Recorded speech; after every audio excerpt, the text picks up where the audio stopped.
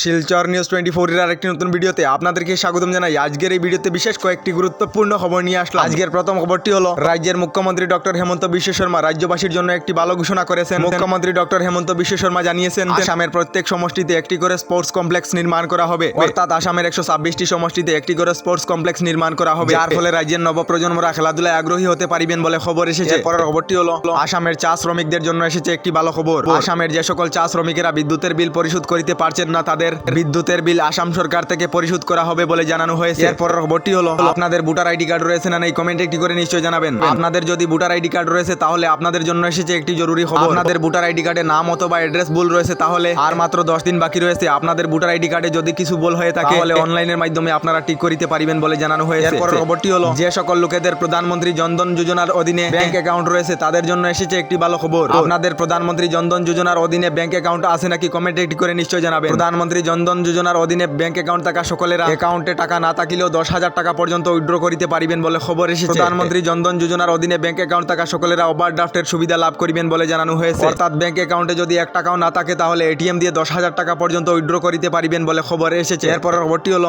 রাজ্যের মুখ্যমন্ত্রী ডক্টর হেমন্ত বিশ্ব শর্মা আরো একটি বৃহৎ ঘোষণা করেছেন। মুখ্যমন্ত্রী ডক্টর হেমন্ত বিশ্ব শর্মা জানিয়েছেন এবার থেকে রাজ্যের ডিটিও অফিসে দালালবাজি আর চলবে না, অর্থাৎ ডিটিও অফিসের সমস্ত কাজকর্ম বন্ধ হয়ে যাবে। ডিটিও অফিসের সমস্ত কাজকর্ম অনলাইনের মাধ্যমে করা হবে বলে জানিয়েছেন মুখ্যমন্ত্রী ডক্টর হেমন্ত বিশ্ব শর্মা। এবার থেকে আপনারা ড্রাইভিং লাইসেন্স সহ গাড়ির সম্পূর্ণ কাজকর্ম অনলাইনের মাধ্যমে করিতে পারিবেন বলে খবর এসেছে। এরপরের খবরটি হলো কেন্দ্রীয় সরকারের তরফ থেকে জানানো হয়েছে ভারতীয় রেল বিভাগেতে আরো 50 খান অমৃত ভারতের রেল ভারতের জনসাধারণের জন্য আরম্ভ করা হবে বলে জানানো হয়েছে। দেশেতে আরো নতুন করে 50 খান রেল আরম্ভ করার ফলে জনসাধারণের অনেকটাই সুবিধা হবে। এরপরের খবরটি হলো গত কয়েকদিন আগে খবর পাওয়া গিয়েছিল আমাদের আসামের 3 ব্যক্তি একসাথে হয়ে 2 কিশোরীকে কিডন্যাপ করে বিক্রি করে দিয়েছিল। আসামের 3 ব্যক্তি মিলে 2 কিশোরীকে প্রেমের জালে ফাঁসিয়ে বিক্রি করে দিয়েছিল। এবার খবর এসেছে নারায়ণপুর থেকে 2 কিশোরী 17 ফেব্রুয়ারি থেকে সন্ধানহীন। নারায়ণপুরের 2 কিশোরী এখনো পর্যন্ত সন্ধানহীন রয়েছেন বলে খবর এসেছে, যার কারণে মেয়েরা একটু সাবধান হয়ে থাকিবে। এরপরের খবরটি হলো রাজ্যের বিভিন্ন জায়গায় কয়েকদিন পর পর অঙ্গনওয়াড়ি কর্মী মহিলা সকলেরা প্রতিবাদ করিতেছেন। অঙ্গনওয়াড়ি কর্মী মহিলা সকলদের তাদের সরকারের কাছে দাবি হলো তাদের বেতন বৃদ্ধি করার জন্য। অঙ্গনওয়াড়ি কর্মীদের বেতন 6,500 টাকা থেকে বৃদ্ধি করার জন্য বিভিন্ন জায়গায় প্রতিবাদ চলিতেছে বলে খবর এসেছে। এরপরের খবরটি হলো পিএম কিষাণ টাকা সকলদের জন্য এসেছে একটি ভালো খবর। যে সকল কৃষকদের পিএম কিষাণ সম্মান নিধির লিস্টে নাম রয়েছে 27 ফেব্রুয়ারি তারিখে তাদের ব্যাংক অ্যাকাউন্টে পিএম কিষাণের 16 নম্বর কিস্তির 2,000 টাকা দেওয়া হবে বলে খবর এসেছে। তার সঙ্গে যে সকল কৃষকের পিএম কিষাণের ইকেওয়াইসি সম্পূর্ণ নয় তাদের পিএম কিষাণের ইকেওয়াইসি সম্পূর্ণ করার জন্য জানানো হয়েছে। পিএম কিষাণের ইকেওয়াইসি সম্পূর্ণ না করা কৃষকেরা পিএম কিষাণের 16 নম্বর কিস্তির 2,000 টাকা লাভ করিবেন না বলে জানানো হয়েছে।